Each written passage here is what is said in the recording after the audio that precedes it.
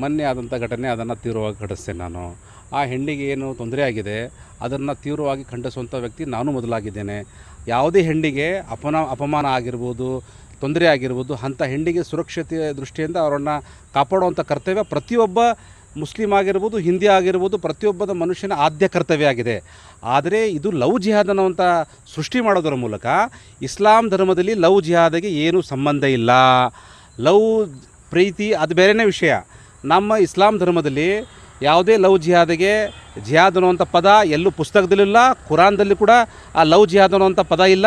Love ಜಿಹಾದ್ ಅಂದರೆ ಏನು? ಜಿಹಾದ್ ಅಂದರೆ ಯಾರು ಕಷ್ಟಕ್ಕೆ ಸಿಲುಕ್ತಿರ್ತಾರೆ, ಯಾರು ಅನ್ಯಾಯಕ್ಕೆ ಒಳಗಾಗಿರ್ತಾರೆ ಅವ್ರನ್ನ ರಕ್ಷಣೆ ಕೊಡೋದು, ಬಡವರಿಗೆ ಸಹಾಯ ಮಾಡೋದು, ಮತ್ತು ಯಾರಿಗೆ ಕಷ್ಟದಲ್ಲಿದ್ದಾರೆ ಅವರನ್ನು ಸಹಾಯ ಮಾಡೋದಕ್ಕೆ ಜಿಹಾದ್ ಅಂತಾರೆ.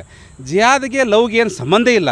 ಅದಕ್ಕೆ ಸುಮ್ಮನೆ ಎಲ್ಲ ಕಡೆ ಲವ್ ಜಿಹಾದ್ ಅಂತ ಹೇಳಿ ಹಿಂದೂ ಮತ್ತು ಮುಸಲ್ಮಾನರನ್ನು ಹೊಡಕು ಮುಡಿಸುವಂಥ ಪ್ರಯತ್ನಕ್ಕೆ ಇವತ್ತು BJP ಅವರು ಕೈ ಹಾಕ್ತಾ ಇದ್ದಾರೆ. ಇದು ನಾನು ತೀವ್ರವಾಗಿ ಖಂಡಿಸ್ತೇನೆ. ಆ ಹೆಣ್ಣಿಗೆ ಏನು ತೊಂದರೆ ಆಗಿದೆ ಅದನ್ನು ನಾನು ಖಂಡಿಸ್ತೇನೆ.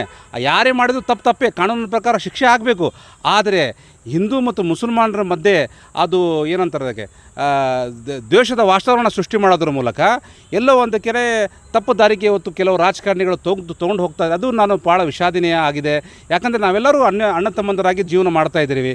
ಹಿಂದೂ ಮತ್ತು ಮುಸಲ್ಮಾನರು ಒಂದು ನಾಣ್ಯದ ಎರಡು ಮುಖಗಳದ್ದಂತೆ. ನಮ್ಮ ಕಷ್ಟಕ್ಕೆ ಅವ್ರು ಬರಬೇಕು, ಅವ್ರ ಕಷ್ಟಕ್ಕೆ ನಾವು ಹೋಗಬೇಕು. ಇದೇ ಜೀವನ. ನೋಡಿ, ಇಸ್ಲಾಂ ಧರ್ಮದಲ್ಲಿ ಹೆಂಡತಿ, ತಾಯಿ, ತಂಗಿ, ಅಕ್ಕ ಮತ್ತು ತಾಯಿಯನ್ನು ಬಿಟ್ಟು ಬೇರೆ ಸ್ತ್ರೀಯರಿಗೆ, ಅದು ಹಿಂದೂ ಇರಲಿ ಮುಸಲ್ಮಾನರಿ, ಕಣ್ಣೆತ್ತಿ ನೋಡಲಿಕ್ಕೆ ಅವಕಾಶ ಇಲ್ಲ. ಲವ್ ಜಿಹಾದ್ ದೂರದ ವಿಷಯ. ಕಣ್ಣೆತ್ತಿ ನೋಡಲಿಕ್ಕೆ ಇಸ್ಲಾಂ ಧರ್ಮದಲ್ಲಿ ಅವಕಾಶ ಇಲ್ಲ. ಇಸ್ಲಾಂ ಧರ್ಮ ಏನು ಕೊಡ್ತದೆ ಅವಕಾಶ ಅಂದರೆ ಒಳ್ಳೆ ದಾರಿಗೆ ನಡಿಬೇಕು, ಒಳ್ಳೆಯ ಕೆಲಸ ಮಾಡಬೇಕು, ಸಮಾಜಕ್ಕೆ ಒಳ್ಳೆ ಕೆಲಸ ಮಾಡಬೇಕು ಅಂತ ಶಾಂತಿಯ ಸಂಕೇತ ಇಸ್ಲಾಂ ಧರ್ಮ ಕೊಡ್ತದೆ. ಹಿಂದೂ ಧರ್ಮದ ಭಗವದ್ಗೀತೆಯೂ ಅದೇ ಸಂಕೇತ ಕೊಡ್ತದೆ. ಯಾವುದೇ ಧರ್ಮ ಹಿಂಸೆ ಮಾಡಬೇಕು, ಪ್ರಚೋದನೆ ಮಾಡಬೇಕು, ಯಾವುದೇ ಧರ್ಮ ಹೆಣ್ಣಿಗೆ ಅಪಮಾನ ಮಾಡಬೇಕು, ಯಾವುದೇ ಧರ್ಮ ಹೇಳೋದಿಲ್ಲ. ಹೆಣ್ಣಿಗೆ ಸುರಕ್ಷತೆ ಮಾಡೋದು, ಹೆಣ್ಣಿಗೆ ನಾವು ಏನು ಕಾಪಾಡೋದು ಧರ್ಮ ಎಲ್ಲ ಧರ್ಮವನ್ನು ಹೇಳ್ತದೆ. ಆದರೆ ಇದು ಎಲ್ಲೋ ಒಂದು ಕಡೆ ರಾಜಕಾರಣ, ಇದು ಅತಿಯಾಯಿತು. ಇದು ಆಗಬಾರ್ದು. ಇದರಿಂದ ಮನಸ್ಸು ಹೊಡೆದು ಬಿಡ್ತದೆ. ಹಲವಾರು ಸಂಬಂಧಗಳು ಹಿಂದೂ ಮತ್ತು ಮುಸಲ್ಮಾನರಲ್ಲಿ ವ್ಯಾವಹಾರಿಕವಾಗಿ ಸಂಬಂಧಗಳಿದೆ, ಶೈಕ್ಷಣಿಕವಾಗಿ ಸಂಬಂಧಗಳಿದೆ. ಪರಸ್ಪರ ಒಂದೇ ಉಣೆಯಲ್ಲಿ ನಾವೆಲ್ಲರೂ ಕೂಡಿ ಮಾಡ್ತಿರ್ತೀವಿ. ಇಂಥ ಎಲ್ಲ ಹೇಳಿಕೆಗಳಿಂದ ಎಲ್ಲ ಒಂದಲ್ಲಿ ಸಮಾಜದಲ್ಲಿ ಅಶಾಂತಿ ಉಂಟಾಗ್ತದೆ. ದಯವಿಟ್ಟು ಎಲ್ಲ ರಾಜಕಾರಣಿಗಳು ತಾವೆಲ್ಲ ಬುದ್ಧಿವಂತರಿದ್ದೀರಿ, ಎಲ್ಲ ಇಂಥ ಹೇಳಿಕೆ ಕೊಟ್ಟು ಯಾಕೆ ಸುಮ್ಮನೆ ಸಮಾಜದಲ್ಲಿ ಅಶಾಂತಿ ಉಂಟು ಮಾಡ್ತಾರೆ ಅಂತ ನನ್ನ ಪ್ರಶ್ನೆ. ಅಭಿವೃದ್ಧಿ ಮರೆಮಾಚಿ ರಾಜಕಾರಣ ತಂದು ಇದು ಹಿಂದೂ ಮುಸ್ಲಿಂ ಮಾಡಿ ಸೃಷ್ಟಿ ಮಾಡಿ ರಾಜಕಾರಣ ಮಾಡ್ತಾ ಇದ್ದಾರೆ. ಅವ್ರಿಗೆ ಮಾಡೋಕ್ಕೆ ಕೆಲಸ ಇಲ್ಲ, ಇಂಥ ಕೆಲಸ ಮಾಡ್ತಾರೆ. ಜನ ಎಲ್ಲ ಅರ್ಥ ಮಾಡ್ಕೊಂಡಿದ್ದಾರೆ ಯಾರು ಒಳ್ಳೆಯವರು ಯಾರು ಕೆಟ್ಟವರು ಅಂತ.